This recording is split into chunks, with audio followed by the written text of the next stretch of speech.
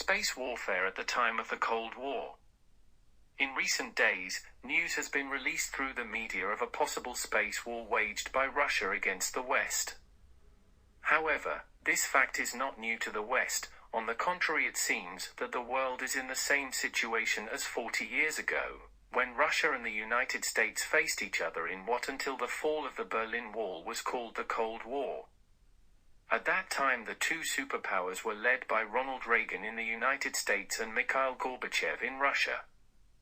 At that time, there had already been talk of the need to develop what was called a space shield, a series of energy weapons and missiles to be deployed in space as a weapon of defense and counterattack. If nowadays the idea of space warfare seems to come from the Russians, at the time it was Ronald Reagan who proposed the construction of the space shield. Reagan was in fact a staunch anti-communist and believed that the Soviet Union would not last long, due to the economic difficulties in which it found itself. Reagan's idea of developing the space shield would force the Soviet Union to adapt militarily, plunging it into an even deeper economic abyss.